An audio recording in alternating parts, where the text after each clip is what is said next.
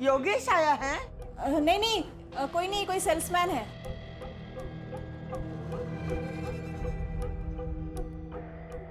तुम यहाँ क्यों आए? प्यार करने माँ जी है अंदर, मैंने कहा माँ जी है अंदर। छोड़ मुझे।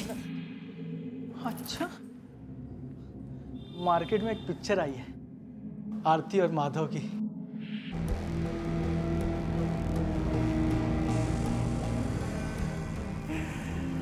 आज के बाद मुझे ना नहीं बोलना। हाँ, दिखा दूंगा सबको। और ये श्योर? 100% सर, मैंने उनकी मोबाइल लोकेशन चेक की है और आसपास के लोगों से पूछताछ भी की। वो दुकान पर ही थे सर। आई पानी पी ले। देख तू,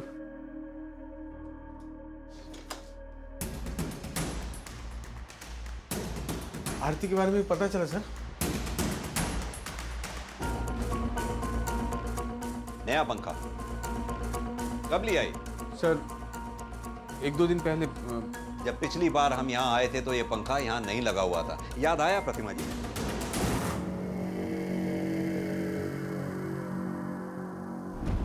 पंखे नहीं, पर्दा हटा दो सर। वो हमारा पंखा कुछ ठीक से काम नहीं कर रहा था तो हमने तो रिपेयर करा लेते। तुम्हारे हाथ और हालात तो वैसे भी बहुत तंग थे। वो बात ही है सर। आप लोग योगेश, हमें आरती की लाश बरामद हो चुकी है। उसका पोस्टमार्टम हो चुका है जिसमें साफ साफ लिखा है कि उसकी हत्या नहीं हुई थी, उसने सुसाइड किया था। रिपोर्ट में अगर कोई बात नहीं लिखी तो वो ये कि उसने यहां इस जगह इस पंखे से लटक कर अपनी जान दी थी, है ना? हाँ कि ना? बोलो।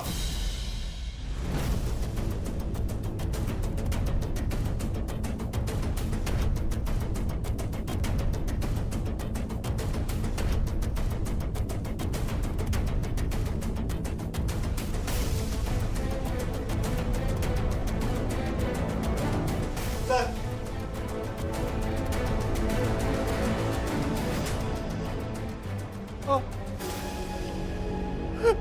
आरती ने आत्महत्या की थी सर। इसी कमरे में आत्महत्या की थी सर। मैं जब दुकान से घर पर आया सर देखा।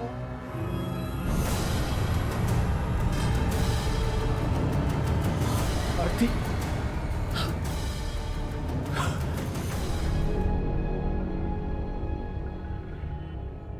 मेरे इस लेटर को मेरा बयान समझ आ जाए। कई बार जिंदगी इतनी डरावनी हो जाती है कि मौत का डर दिल से निकल जाता है। मेरे साथ भी ऐसे ही हुआ है। मैं अपनी जान देने जा रही हूँ। कहीं आरती को आत्महत्या के लिए उकसाने के जुर्म में उन्हें सजा ना हो जाए। मैं आरती को वापस नहीं ला सकता था सर, लेकिन आई को बचा सकता था मैं। इसलिए मैंने वही करने की सोची।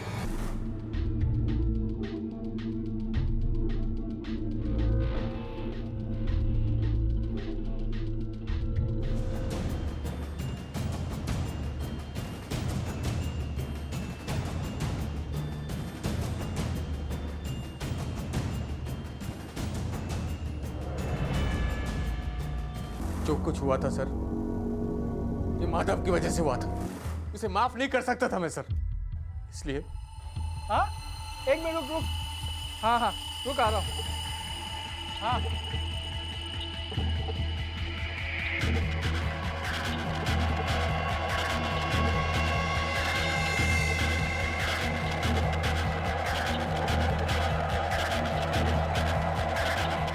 और मैंने आरती की लाश को माधव की गाड़ी की डिक्की में डाल दिया ताकि आरती को तलाश करते हुए आपको उसकी लाश माधव की गाड़ी में मिले और सारा इल्जाम उस पर आ जाए। लेकिन ऐसा हुआ नहीं, क्योंकि झूठ के रोशनदानों से सच की रोशनी कभी अंदर नहीं आती।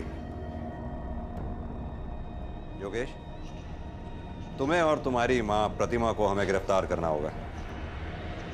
आरती ने हालात से हार मान लेने की गलती की और उसकी इस एक गलती से गलतियों का पूरा सिलसिला शुरू हो गया। आरती और योगेश अलग इंसान थे, लेकिन दोनों ने जो गलती की वो एक थी, और वो ये कि दोनों ने हालात से लड़ने की बजाय उससे भागने की कोशिश की, जिसकी वजह से आरती को अपनी जिंदगी से हाथ धोना पड़ा और योगेश को जेल की सजा भुगतने के लिए मजबूर होना पड़ा। एक भरा पूरा परिवार उजड़ गया, बर्बाद हो गया।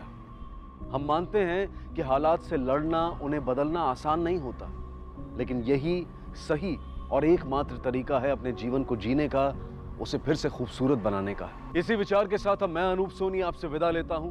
फिर मुलाकात होगी अगले एपिसोड में एक और चौंका देने वाले केस के साथ। तब तक अपना और अपने परिवार का ख्याल रखें। और नहीं आई, मैं जा रही हूँ। आरती कहाँ जा रही है? जहाँ से कोई वापस नहीं आ सकता। आखिरी बार आपकी आवाज सुननी थी, आई। आरती सुबह उसका फोन आया था, लेकिन तो 12 घंटे हो गए। आप उस वक्त में नहीं आई हमारे पास जब उसका फोन आया था। मुझे लगा ऐसे ही किसी बात पे परेशान होकर फोन कर लिया होगा। वो ऐसा करेगी नहीं। लेकिन पूरा दिन फोन लगाने के बाद भी एक बार भी उससे बात नहीं हुई साहब। इसीलिए हम लोग। कहाँ रहती है आपकी बेटी? पता नहीं साहब। क्या मतलब? दरअसल 10 बरस पहले उसने घर से भागकर शादी की थी। उसके बाद से हमारा उसके साथ कोई रिश्ता नहीं था। वो कहाँ रहती थी, किस हाल में थी, हमें कुछ नहीं पता था। 10 बरस के बाद आज अचानक उसका फोन आया था। साहब मुझे बहुत डर लग रहा है, हमारी मदद कीजिए। मात्रे सर। इनकी बेटी आरती का फोन नंबर लो और मोबाइल कंपनी से पता करो उसका एड्रेस कहाँ है। Right sir. आरती भी शायद ऐसे ही किसी मोड़ पर खड़ी थी। आज 10 साल बाद पहली बार उसने अपनी माँ को फोन किया था, और वो भी ये बताने के लिए कि वो अपनी जान ले रही है। क्यों उठाना पड़ रहा था उसे एक कदम? आखिर कौन से हालात थे, ऐसी क्या मजबूरियां थी जिसकी वजह से वो अपनी जिंदगी का साथ छोड़ने जा रही थी? और क्या मजबूरी थी इस माँ की, किसका डर था कि अपनी बेटी के मुंह से इतनी बड़ी बात सुनने के बाद भी उसने उस बात को घंटों तक सबसे छिपाए रखा? अरे सलीम भाई, थैंक यू। क्यों? इतना बड़ा काम देने के लिए। और मैं भी आपके भरोसे का पूरा मान रखूंगा। पर एक बात पूछूं? क्या? ये औरत कौन है? कायकुर है? ऐसे ही बहुत खूबसूरत है। अगर थोड़ा पहले ले आते ना तो मजा आ जाता। साला अपना गाड़ी चला, पैसा ले, लड़की की लाश को ठिकाने लगा और निकल। सामने देख।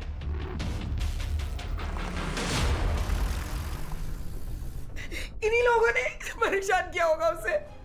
मेरी बेटी ऐसा कभी नहीं कर सकती थी। ये झूठ है सर। मैं मानता हूँ परेशान थी कुछ दिनों से। पैसों की तंगी चल रही थी सर। कभी कभार चिड़चिड़ी हो जाती थी वो। हमारे झगड़े भी हुआ करते थे सर, लेकिन आरती सुसाइड नहीं कर सकती। नहीं सर, कभी नहीं कर सकती सुसाइड। कब देखा आखिरी बार तुमने इसे? आज दोपहर में सर। दरअसल मेरी कपड़े की दुकान है सर, पास ही में है। मैं रोज खाना खाने घर ही आता था। आज भी आया था सर 2 बजे। जब मैं आया तो वो कमरे में सो रही थी सर। शायद उसका सर दर्द हो रहा था, तो तभी देखा था सर मैंने। आप तो उस समय घर में ही रही होंगी जब आरती घर से गई। मुझे तो पता भी नहीं चला। जब नितिन स्कूल से आया तब पता चला कि आरती घर पर नहीं है। कितने बजे होंगे उस वक्त? करीब 3:30 बजे होंगे। 403 वाली आरती मैडम गायब हुई। तुम ही थे ना ड्यूटी पे? जी साहब। फिर भी तुमने उन्हें आते जाते नहीं देखा? आज वो घर से निकली ही नहीं, मुझे अच्छे से याद है। कुछ और देखा हो जो रोजमर्रा से अलग हो, जैसे कोई बाहर का अनजान आदमी आरती मैडम के घर आया हो, गया हो? योगेश साहब और सुप्रिया, उनके अलावा उनके घर पे और कोई नहीं गया। ये सुप्रिया मैडम कौन है? योगेश साहब की जो माँ है, उनकी मालिश करने आती है रोज सवेरे। ठीक है, तुम जा सकते हो। तुमने कहा आरती पैसों की कमी से परेशान थी। उस कमी की कोई खास वजह? मेरी आई की बीमारी सर। कुछ महीने पहले मेरी आई का एक्सीडेंट हुआ था। 3 महीने तक आईसीयू में थी मेरी आई। मेरी सारी सेविंग्स इनके इलाज में खर्च हो जाती थी सर। और तो और ऊपर से कर्जा इतना था कि। कितना कर्जा था? 20 लाख से। साहब जी, सुबह से रात तक उनके घर में चिकचिकबाजी रहती थी। आरती और योगेश के बीच? दोनों सास बहू के बीच में। सास बहू के बीच झगड़े की कोई खास वजह? कोई खास वजह नहीं थी, यही घर के छोटे मोटे काम, झाड़ू पोछा, देर से खाना बनाना, भाई यही वजह थी। एक लड़की पूरे 10 सालों से अपने परिवार से कोई कांटेक्ट नहीं रखती है, फिर अचानक एक दिन फोन करके इन्फॉर्म करती है कि वो जान देने जा रही है। मैं जा रही हूँ। आरती कहाँ जा रही है? यहाँ से कोई वापस नहीं आ सकता। घर से दूर जाकर जान देने वाली बात गले नहीं उतरती। और अगर ऐसा हुआ भी होता तो किसी ने तो उसे बिल्डिंग से बाहर आते जाते देखा होता, एटलीस्ट वॉचमैन ने। सर हो सकता है उससे चूक हुई हो, जब आरती निकली हो तो वो उसे ना देख पाया हो। लेकिन ये भी हो सकता है कि आरती खुद बिल्डिंग से बाहर निकली ही ना हो। एक काम करो, आरती की फोटोग्राफ्स आसपास के थानों में सर्कुलेट करो, उसकी मिसिंग रिपोर्ट दर्ज करो। हालांकि मुझे लग रहा है ये ना तो मामला मिसिंग का है और ना ही सुसाइड का। मामला कुछ और ही है।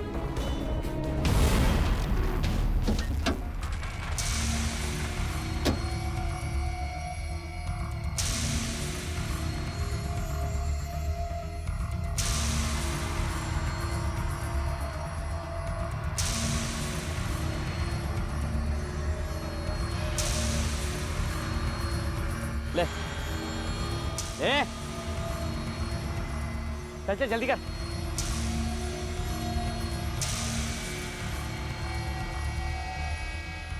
अरे करना, और सुन छोटे छोटे टुकड़े करना ताकि थैलियों में आ जाए।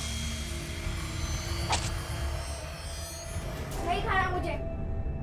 बेटा देख, आई आएगी तो गुस्सा करेगी, मेरे को बोलेगी नितिन को अभी तक खाना नहीं खिलाया।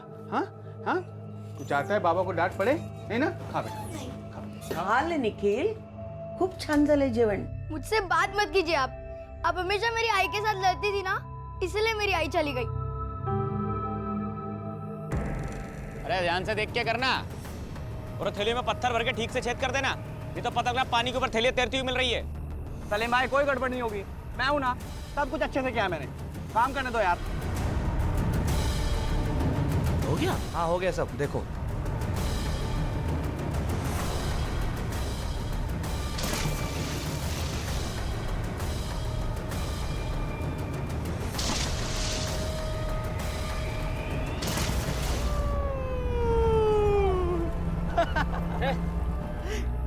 पुलिस पुलिस तो नहीं ना? थैली अंदर डाल जल्दी से। चल चल चल।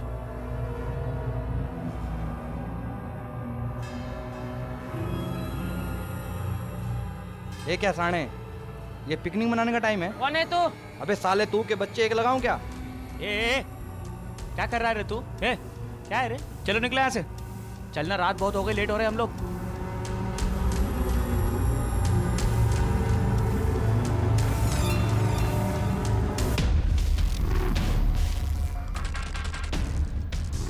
काका बघा काहीतरी आहे तिकडे।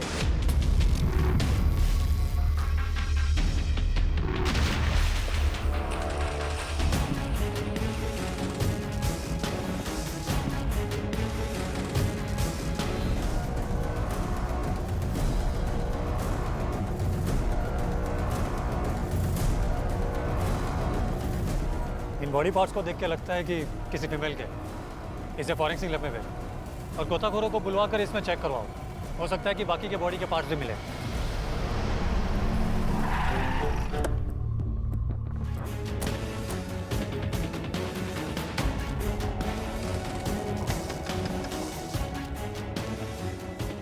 तुम आरती के घर उसकी सास की मसाज करने जाती थी?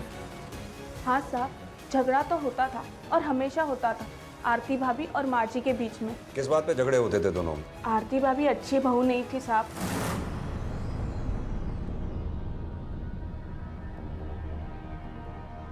सुप्रिया, भगवान तेरा भला करे। कितने अच्छे से मालिश करती है तू। पता नहीं तू नहीं होती तो क्या होता मेरा। और जो अपना पेट काट कर इसे आपकी मालिश के लिए पैसा दे रहे, उनका क्या? हाँ, और जो दवाओं के लिए आपके हॉस्पिटल के लिए पैसे खर्च करे, उनके लिए तो तारीफ का एक शब्द नहीं निकलता आपके मुंह से। अगर तू नहीं माझा मुलगा करतो माझ्यासाठी, तेरे बस में होता ना तो मुझे घर से बाहर निकाल देती तू। आप भूल रही है कि आपका बेटा मेरा पति भी है। उसका ये सब करने से ना मुझ पर और मेरे परिवार पर असर पड़ता है। तो क्या पाहिजे तुला? मारून जाऊं मैं? मार डाल मुझे। मैं आज योगेश को बता दूंगी ये सारी तेरी नौटंकी। यही तो मैं कह रही हूँ। ये सब जो नौटंकी चला रखी है ना, इसे अभी बंद कर दीजिए आप। आपकी वजह से बहुत परेशानी में आ गए हैं हम। थोड़ा वो जो रिश्ता बचा है हम दोनों में, वो तो जिंदा रहने दीजिए। आपके आने के बाद जितने झगड़े हुए हैं ना हमें, उतने तो पिछले 10 सालों में भी नहीं हुए हमें। देखा देखा सुप्रिया कैसी बोल रही है। मैं इसका रिश्ता बिगाड़ रही हूँ। ये चाहती हूँ कि गलती चाहे जिसकी भी हो, माँ जी घर में सबसे बड़ी थी और आरती भाभी अगर उनका थोड़ा सुन लेती तो क्या होता, लेकिन आरती भाभी कभी किसी की नहीं सुनती। जब देखो तड़ातड़ जवाब देती थी। सारी गलती ना बहू की होगी साहब, क्योंकि प्रतिमा ताई जैसी औरत तो ऐसा कुछ गलत कर ही नहीं सकती। अच्छा, तुम इतना दावे के साथ कैसे कह सकते हो? तुम्हारा क्या लेना देना उनसे? साहब 12-15 साल पुरानी पहचान थी। हम उनके हस्बैंड को जानते थे। एक समय में उन्होंने मुझे अपने ऑफिस में प्यून की नौकरी पे लगवाया था। क्या आरती और योगेश के बीच भी झगड़े होते थे? नहीं साहब, योगेश भाई साहब बहुत सीधे थे, उनका कभी किसी के साथ झगड़ा नहीं होता था। ठीक है, अभी हम चलते हैं। जरूरत पड़ी तो तुम्हें थाने बुलाया जाएगा। चलो।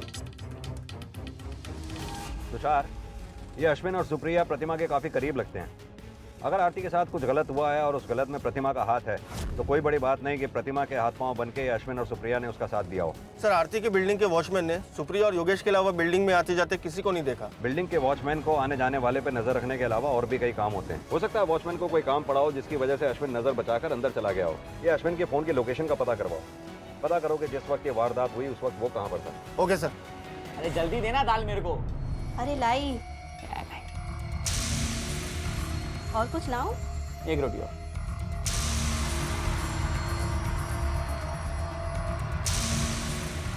आज सुबह नासिक के इस झील में एक पॉलिथीन बैग पानी में तैरता हुआ मिला, जिसमें थे एक महिला की लाश के टुकड़े। पुलिस को शक है कि ऐसे और भी बैग्स झील में होने की संभावना है। आइए जानते हैं पुलिस से।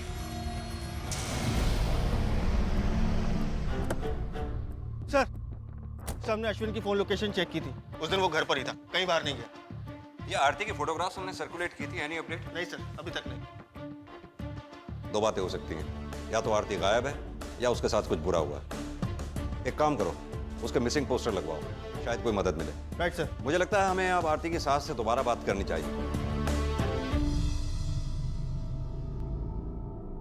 बोलो सर। मैंने टीवी पे न्यूज़ देखी, वो लेक पे जो बॉडी पार्ट्स मिले ना, वो वाली। उसके बारे में क्या जानते हो?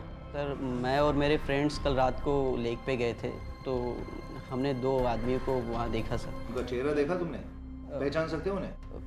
खूब अंधार होता सर, ठीक से देख नहीं पाया, पर हाँ एक आदमी उसको देखा मैंने, उसकी थोड़ी घनी दाढ़ी थी सर।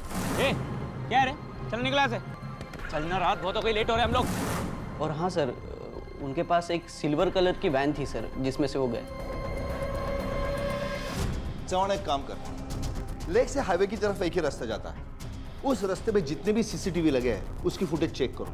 हाईवे पे ढाबे, एटीएम, पेट्रोल पंप, इस सब जगह पे छानबीन करो। वो दोनों जो भी है, सिल्वर रंग की वैन में उन दोनों को जरूर किसी न किसी ने तो देखा होगा। एक लड़की को आत्महत्या करने से रोकने की कोशिश से शुरू हुआ यह मामला पहले उसकी गुमशुदगी और अब उसकी हत्या के मामले में बदल चुका था। पुणे पुलिस अब भी आरती को जिंदा मानकर तलाश कर रही थी और वहीं नासिक पुलिस अब तक इस बात से अनजान थी कि जिस लाश के टुकड़े उन्हें मिले थे वो दरअसल पुणे में रहने वाली आरती के हैं। आरती की लाश को पुणे से नासिक ले जाया गया था ताकि पुलिस को गुमराह किया जा सके, और जिन मुजरिमों ने ये काम किया था उन्हें इस बात की खबर लग चुकी थी कि पुलिस उनकी तलाश में है और उन्होंने अपने आप को बचाने की तैयारियां शुरू कर दी। राजेश, अरे सलीम भाई, आप? सलीम भाई के बच्चे उस औरत की लाश के बाकी के टुकड़े कहाँ रखे? साले वो जो झील में बाकी की लाश के टुकड़े थे ना, पुलिस को मिल गए।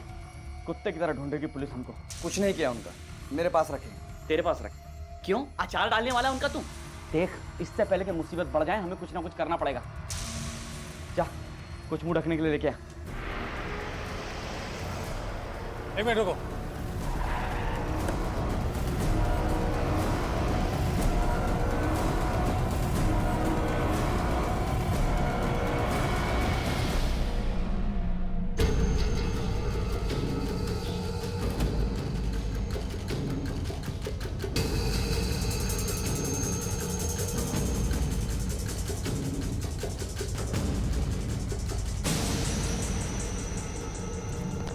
जवान, एक काम करो, इन दोनों की तस्वीर और गाड़ी की डिटेल्स हर थाने भेज दो। हाई अलर्ट जारी करवा दो और हाईवे पे जहां जहां हो सके सब जगह पे नाकाबंदी लगवा दो। एक भी गाड़ी विदाउट चेकिंग के बाहर नहीं निकलनी चाहिए। Yes sir.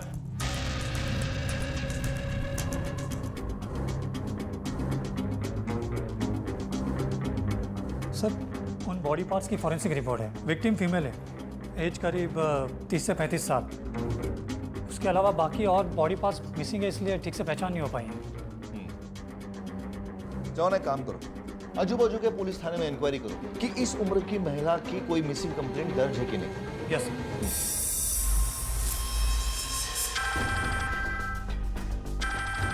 हेलो। हाँ सर, वहाँ आसपास के लोगों से पता किया है और 2 दिन में एक आदमी आया जाया करता था।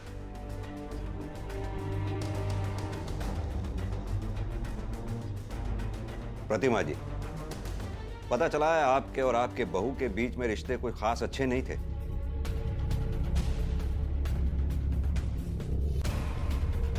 पंखे नहीं, पर्दा हटा दो सर। हाँ तो प्रतिमा जी, मैं आपसे कह रहा था, हमें पता चला है कि आपके और आपके बहू के बीच रिश्ते कोई खास अच्छे नहीं थे। क्या ये बात सही है? नहीं साहब, ऐसे झूठ मत बोलिए। मैं क्यों झूठ बोलूंगा सर? इतनी परेशानियां चल रही थी घर में, कभी कभार बहस हो जाती थी हमारे बीच में, इससे ज्यादा कुछ नहीं सर। लेकिन इस हद तक नहीं होते कि कोई अपना बसा बसाया घर छोड़कर चला जाए और आत्महत्या करने की सोचने लगे। आरती ने गायब होने से पहले अपनी माँ से फोन पर बात की और कहा था कि वो एक नर्क में जी रही है कि उससे अब और बर्दाश्त नहीं होता। उसके पास अपनी जान देने के सिवा कोई रास्ता नहीं। लेकिन उसने जान तो नहीं दी ना, वो गायब हो गई है। ये मामला इसीलिए तो सीरियस हो गया मिस्टर योगेश। अब वो छुट्टियां मनाने या घूमने तो गई नहीं होगी। इन बातों में 2 ही सूरतें हो सकती हैं, या तो आपकी बीवी किसी दूसरी जगह जान देने गई थी। ऐसा हो नहीं सकता, क्योंकि अगर ऐसा हुआ होता तो हमें पता चल चुका होता। और दूसरी सूरत ये हो सकती है कि आरती का कत्ल किया गया हो यहाँ इस घर में, और उसकी लाश को छिपाकर यहाँ से ले जाया गया हो, जिसकी वजह से ना तो उसे वॉचमैन ने देखा और ना ही किसी और ने इस घर से जाते हुए। कत्ल? कौन करेगा कत्ल? कोई भी कर सकता है, आप भी। आप झूठा इल्जाम लगा रहे हैं मुझ पर सर। वो मेरी बीवी थी सर, एक बच्चे की माँ। मैं भला ऐसे क्यों करूंगा? खैर छोड़िए, आप ये बताइए कि आरती का किसी के साथ अफेयर था? किसने बताया आपको? मतलब कि था। कौन था वो? प्रतिमा जी, मैं आपसे कुछ पूछ रहा हूं, कौन था वो? आरती, बघतेस का कोण आलाय? कौन आलाय? योगेश आया है? नहीं, कोई नहीं, कोई सेल्समैन है। सेल्समैन था, मैंने भगा दिया। आप सो जाइए।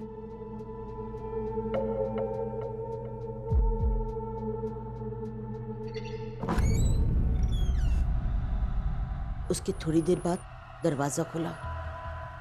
आरती, आरती। वो वापस जा रहा था, लेकिन मुझे दिखाई नहीं दिया, इसलिए मैं खिड़की तक गई उसे देखने के लिए। कौन था वो? माधव, योगेश का दोस्त, बिजनेस पार्टनर। आपने अपने बेटे योगेश को बताया नहीं इसके बारे में? मैंने बताया उसे, पण त्याचा विश्वास नहीं बसला माझ्या बोलण्यावर। उसने कहा कि वो कुछ दुकान का सामान लेने आया होगा, लेकिन मुझे पूरा विश्वास था। आरती और उसके बीच में कुछ तो चल रहा था। ये बकवास है सर। आई को गलतफहमी हो गई थी। माधव मेरा पार्टनर ही नहीं, करीबी दोस्त भी है। वो कभी ऐसा कुछ नहीं कर सकता, ना ही आरती ऐसी लड़की है सर। कैरेक्टर सर्टिफिकेट है उन दोनों का आपके पास, और ये माधव कहाँ मिलेगा?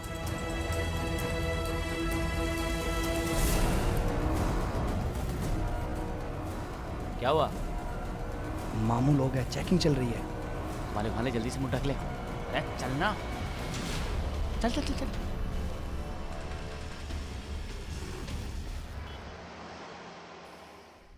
सर, वो सुबह शाम पूजा का नियम बना हुआ है ना, इसलिए देर होगी। बताइए सर, क्या मदद कर सकता हूँ आपकी? माधव, जो भी हम तुमसे पूछने जा रहे हैं उसका सही सही जवाब देना। झूठ से सख्त नफरत है हमें। आरती के साथ कब से अफेयर चल रहा था तुम्हारा? क्या बात करें सर, आरती के साथ अफेयर? वो मेरी बहन जैसी है सर, और योगेश तो मेरे बचपन का दोस्त है। उसकी वाइफ के साथ नहीं सर, किसी ने शायद आपको रॉन्ग इन्फॉर्मेशन दी है सर। हमारा तो एकदम घर जैसे ताल्लुकात है, बचपन से हम लोग एक दूसरे के घर पे आना जाना। इनफैक्ट मैंने तो कई बार योगेश की मदद की है सर। अच्छा, ऐसा क्या खास किया था तुमने? सर, जब योगेश की माँ की तबीयत खराब हुई थी तो मैंने 30 लाख रुपए दिए थे सर। 30 लाख? हाँ सर।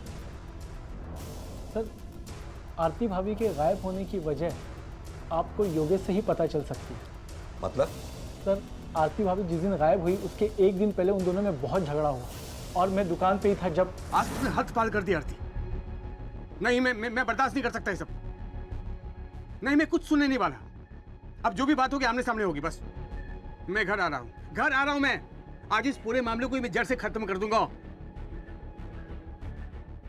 माधव, मैं आता हूँ। मुझे भी सर पहली बार पता चला कि उन दोनों के बीच में कुछ ठीक नहीं चला और उसके अगले दिन आरती भाभी गायब हो गई। जब तक हम ना कहें शहर छोड़कर जाना मत। ठीक है सर।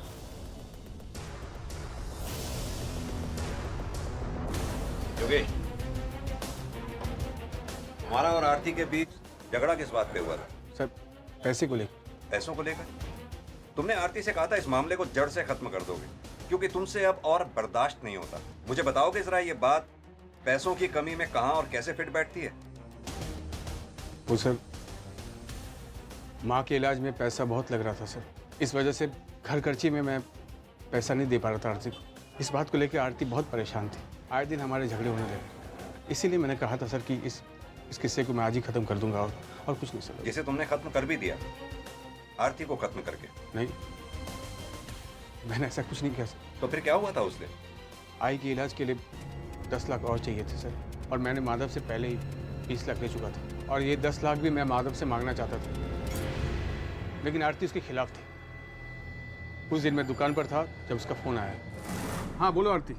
योगेश, मैंने 3 लाख का इंतजाम कर लिया है, बाकी 7 लाख का भी हो जाएगा। माधव से मत मांगना। 3 लाख? इतनी बड़ी रकम का इंतजाम तुमने कहाँ से किया? मैंने अपनी और माँ जी की दोनों की सारी ज्वेलरी बेच दी है। ये तुमने क्या किया आरती? तुमने तो हाथ ही पार कर दिया यार। ये मैं बर्दाश्त नहीं कर सकता। आज इस पूरे मामले को मैं जड़ से ही खत्म कर दूंगा। चलो रखो फोन। क्यों किया तुमने ऐसा आरती? तुम्हारी हिम्मत कैसी हुई आई के गहने को हाथ लगाने की? मैंने उन्हें अपने लिए नहीं बेचा है योगेश, और फिर ये सब पैसे तुम्हारी आई के लिए तो काम आएंगे। फिर मैंने उनके ही नहीं अपने भी तो गहने बेचे हैं। आई का इलाज करवाना मेरा फर्ज है और उनके गहने बेचकर इलाज करवाया तो क्या करवाया? थू है मुझ पर। तुम पहले ही 20 लाख का उधार ले चुके हो माधव से, क्यों अपना बोझ बढ़ा रहे हो? और फिर गहने होते किस लिए है? समय पर काम आए इसीलिए ना। फिर चुप करो तुम। अगर बोझ है तो मेरे सर पर है ना, उसे मैं चुकाऊंगा। मैं जानता हूँ, तुम्हें टेंशन लेने की जरूरत नहीं है। मुझे लगता है इन सब का असर सिर्फ तुम पर ही हो रहा है।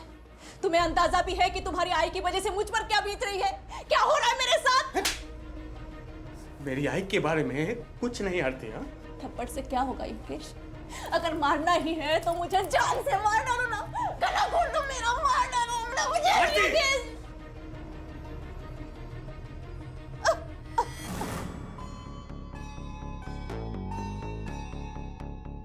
जिंदगी में पहली बार मैंने हाथ उठाया था सर आरती पर। मैं उसे मारना नहीं चाहता था, लेकिन आई आईसीयू में थी, पैसे का इंतजाम नहीं हो पा रहा था सर। आरती की झुंझलाहट, ये सब कुछ मैं झेल नहीं पा रहा था। ये हो क्या रहा मेरी जिंदगी में? आई अब तक नहीं मिली आपको? आ जाएगी बेटा, आज जो भूख लगी है ना, तेरे लिए कुछ मंगवाता हूँ। खाना खाएगा बेटा?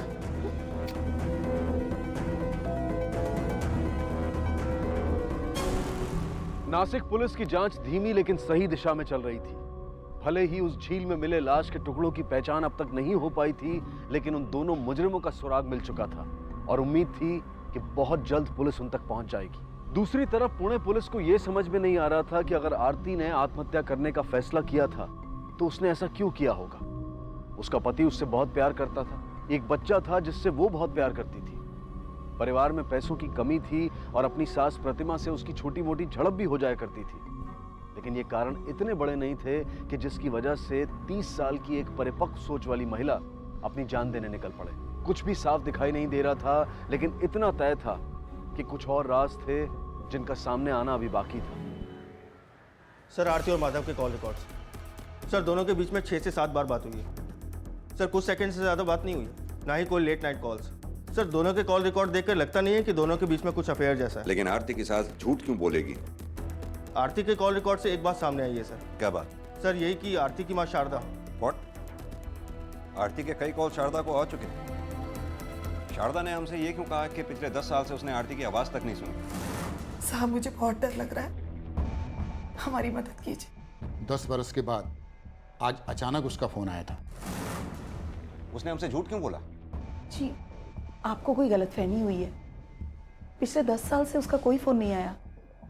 उस दिन पहली बार ही फ़ोन आया था। शारदा जी, आपके पूरे कॉल रिकॉर्ड्स हैं हमारे पास, और ये बात आप भी अच्छी तरह जानती हैं कि आप हमसे झूठ बोल रही हैं। अब आप ही सीधी तरह से बता दीजिए कि क्या और क्यों छिपा रही हैं आप। जब वो घर से गई थी उसके 2 साल बाद ही पहली बार फ़ोन आया था उसका। हेलो, कैसी हो माँ? आरती, कैसी है बेटा? और कहाँ है तू? मैं अच्छी हूँ माँ, आपके करीबी हूँ। दोनों अब भी नाराज है ना मुझसे? नहीं बेटा। आई, किससे बात कर रही है? किसी से भी नहीं। तो ये बेटा किसको बोल रही थी? अरे तुझे ही बुला रही थी बेटा। चाय तैयार है, मैं तेरे लिए लेके आती हूँ। हाँ ठीक है।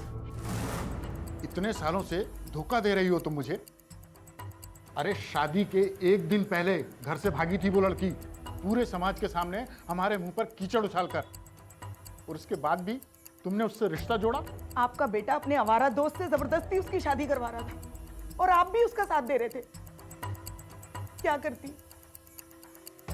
इसीलिए मैंने आपसे ये बात छुपाई कि अगर मेरे पति और मेरे बेटे को पता चल जाता तो।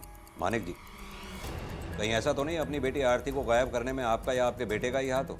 आपको पता चला हो कि आरती मुंबई में है और उसकी वजह से आपके समाज में हुई बेइज्जती का बदला लेने के लिए ही आपने उसे गायब कर दिया हो? नहीं साहब, ये क्या बात कर रहे हैं? अगर हमें उसे मारना ही होता तो क्या 10 साल तक इंतजार करते? नहीं साहब, हमने उसके साथ कुछ नहीं किया, ना मैंने तो ना मेरे बेटे। ये आपका बेटा मुकुल जब से उसकी बहन आरती गायब हुई है एक बार भी हमारे सामने नहीं आया। कहाँ है वो? उसकी दुकान है मगरपट्टा में।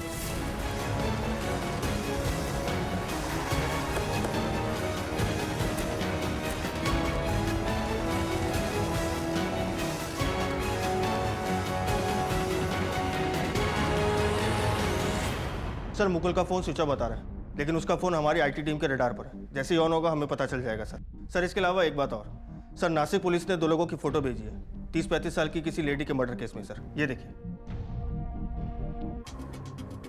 मर्डर केस के सिलसिले में इन दोनों की फोटोग्राफ?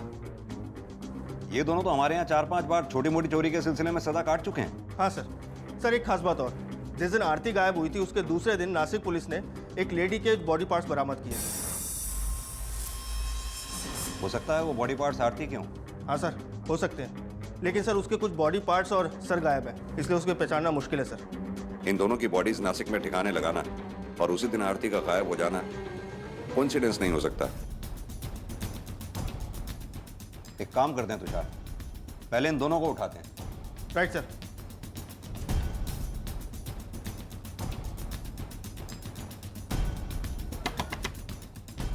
सलीम का है? क्या हुआ साहब? साहब क्या किया सलीम ने? कहाँ है सलीम? मुझे नहीं पता साहब, वो बहुत दिन से घर नहीं लौटे। उसके पास कोई सिल्वर कलर की गाड़ी है? उसका नंबर दीजिए। 98।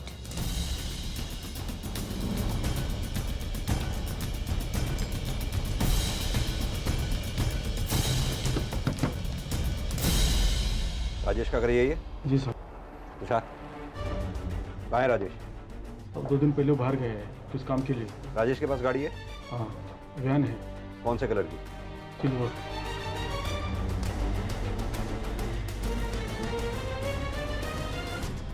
सर सलीम और राजेश दोनों गायब हैं और राजेश के पास वैसी ही सिल्वर कलर की वैन है जैसे नासिक पुलिस ने हमें इन्फॉर्मेशन दी थी। मैंने आईटी टीम को बोल दिया है उन दोनों के फ़ोन ट्रेस करने के लिए। गुड। ये दोनों नासिक वाले केस में शामिल हैं ऐसा लगता तो है, लेकिन आरती वाले केस से इनका कोई कनेक्शन है ये हम दावे के साथ नहीं कह सकते। एक काम करो तुषार, अपने सोर्सेज से कहो ये मुकुल के बारे में पता करवाएं, क्योंकि फिलहाल हमारा मेन सस्पेक्ट आरती का भाई मुकुल ही है। Okay sir. आरती का अपना सगा भाई मुकुल वो शख्स था जिसके डर की वजह से आरती की मां ने पूरे 10 साल तक किसी को भनक तक नहीं लगने दी कि आरती और उनके बीच टूटे हुए रिश्तों के तार फिर से जुड़ चुके हैं, उनके बीच बातचीत होती है। इसके अलावा मुकुल के ही डर से उन्होंने आरती के उस सुसाइड वाले फोन कॉल के बारे में भी किसी को नहीं बताया था, क्योंकि 10 साल का लंबा अरसा गुजर जाने के बाद भी मुकुल और उसके पिता ने आरती को माफ नहीं किया था। दूसरी तरफ नासिक में जिन 2 मुजरिमों ने आरती की लाश के टुकड़े करके उन्हें छिपाने की कोशिश की थी वो भी पुणे के ही थे। तो क्या आरती की हत्या के पीछे उसके अपने सगे भाई मुकुल का हाथ था? और अगर ऐसा था तो क्या इसमें उसके पिता भी शामिल थे? बहरहाल जैसे जैसे ये मामला आगे बढ़ता जा रहा था, पहले से भी कहीं ज्यादा मुश्किल होता जा रहा था, पुणे पुलिस के लिए भी और नासिक पुलिस के लिए भी। सर सलीम की बीवी के कॉल रिकॉर्ड्स। सर इसके कॉल रिकॉर्ड्स में तो कुछ नहीं मिला, लेकिन राजेश के पिताजी को नासिक से कॉल किया गया था, वो भी एक पीसीओ से। एक काम करो, नासिक पुलिस से को पता करें। Right sir. क्या इन दोनों को देखा? जी साहब, ये दोनों कल रात को यहाँ आए थे साहब, और कहीं फ़ोन भी किया था। क्या दोनों गाड़ी से आए थे? वो नहीं साहब, ये दोनों पैदल ही आए थे। काफ़ी दारू पी रखी थी। दारू पी रखी? हाँ साहब। क्या आसपास कोई दारू की दुकान है? हाँ जो साहब, तिकड़े। तिकड़े? हाँ।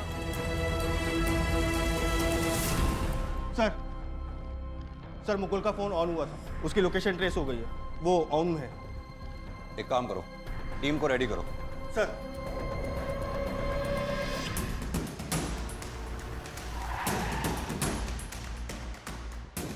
होशियार सर, बच के ना निकलने पाए, होशियार है ना। ओके सर, आओ। तू मेरे साथ आओ।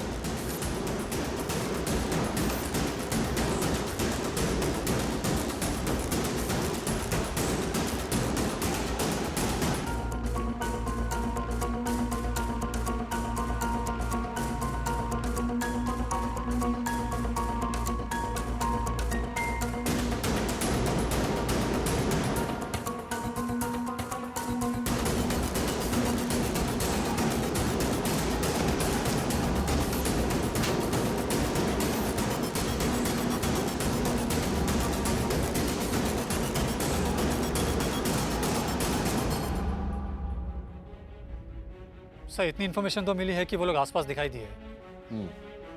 वो दोनों पेशेवर मुजरिम हैं। उन्हें अंदाजा हो गया है कि हम लोग उनके पीछे हैं। राजेश ने अपने बाप को इस पीसीओ से कॉल किया था, इसका मतलब इस पीसीओ तक वो चलते आया था। लेकिन सर इतने बड़े पॉश एरिया में हम उन्हें ढूंढेंगे कैसे? इस पॉश एरिया में उनका कोई कनेक्शन तो नहीं रहेगा। एक काम करते हैं, इस एरिया के जितने भी लॉज है ना, चेक करते हैं।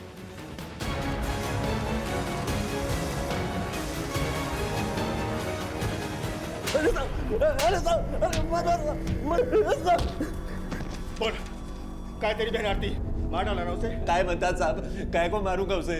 बहन थी मेरी। अरे मारा तो तू उसको 10 साल से देखा भी नहीं मैंने। अच्छा, बड़ा शर्मीला है ना तू? हमको देख के इसलिए भागा था? नहीं साहब, मेरे को लगा कि आप लोगों को तो बाल मिल जाएगा, उसका भी खाल निकाल लेते हो। मेरे दारू को भट्टे का पता न लग जाए आप लोगों को, इसलिए मैं भाग रहा था, और कोई बात नहीं है साहब। अच्छा, हमारे तेरे दुकान पे पहुंचने के पहले तू फरार कैसे हो गया? किसने बताया तुझे कि हम पहुंचने वाले हैं? साहब, बाबा का कॉल आया था साहब। हेलो हेलो मुकुल, पुलिस वाले आ रहे हैं तुम्हारे पास आरती के बारे में पूछताछ करने। क्या?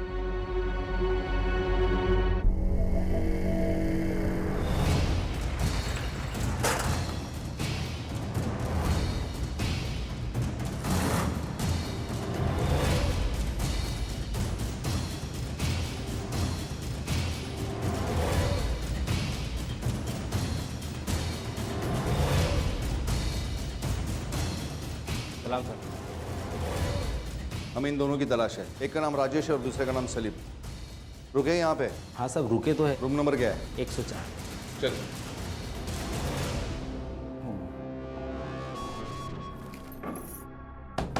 कौन है रे? साहब आपका ऑर्डर। आधा घंटा पहले ऑर्डर बोला, अभी लेके आया। आता हूँ, बाद में मेरे को खिलाना।